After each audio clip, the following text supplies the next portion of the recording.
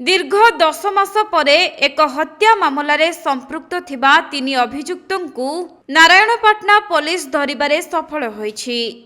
सूचनायोग्य जे गत वर्ष मार्च 14 तारिख रे कोरापुट जिल्लार नारायणपाटना थाना अंतर्गत तळगुमांडी पंचायतर पूर्वतन सरपंच सिंगुरु ताडिंगींकु हत्या करा जायथिला, जहाँकि तांको मर शरीर गाँ ठारू प्राय 3 किलोमीटर दूर एक पहाड़ रे रक्त जुडुबुडु अवस्था गोटे गर्तरू उद्धार करिथिला पुलिस।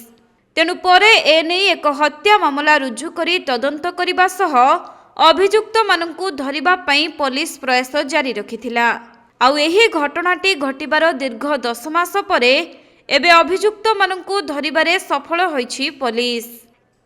सेपटे अभियुक्त केतु ताडिंगी, मासुरु ताडिंगी एवं कमिटी ताडिंगी को गिरफ करिबा परे कोर्ट चलाण करा जायथिबा नै एक सांबादिक सम्मेलन रे अतिरिक्त आरक्षी अधीक्षक मनोव्रता सतपथी सूचना दैछन्ति। गत 14/3/2024 रे हम नारायणपाटना थाना अंतर्गत तळगुमांडी पंचायत जने पूर्वतन सरपंच सिंगुरु ताडिंगी को हत्या कर देथिले।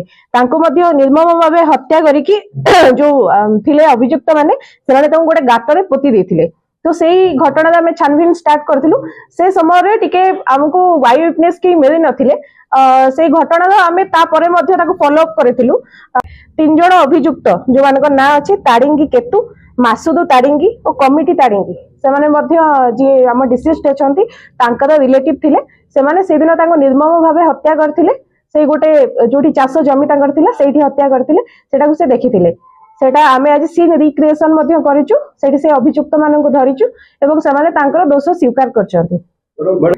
आज्ञा हत्यार कारण आमे जहा तांको स्पष्ट करिचु। एटा गोटे लैंड डिस्प्यूट थिला, तांको भितर पूर्वरु ही जमी विवाद थिला। से माने निजर भितर संपर्क थिले एवं आगरु तांको भितर जमी विवाद लागि रहिथिला।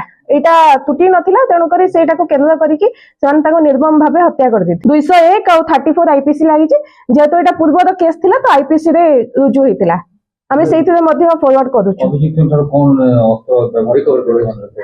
हां, अभियुक्त मानठु से जो पत्थर रे छेची की निर्मम भावे हत्या कर देथिला, आमे से पत्थर को रिकवरी करछु। से पत्थर रे मध्ये ब्लड लागि छे डिसीज कर, सेडा मध्ये आमे सीज करछु। तांकर वेयरिंग अपीयरेंस मध्ये आमे सीज करछु। प्लस आम पाखरे स्टेटमेंट अछि जे आई विटनेस छन्ते तांकर स्टेटमेंट अछि। ए सब एविडेंस को भित्ति करी के आमे तांको आज कोर्ट फॉरवर्ड करछु। कोरापुट जिल्लारू संजय कुमार पाणीको रिपोर्ट, कोणार्क लाइव।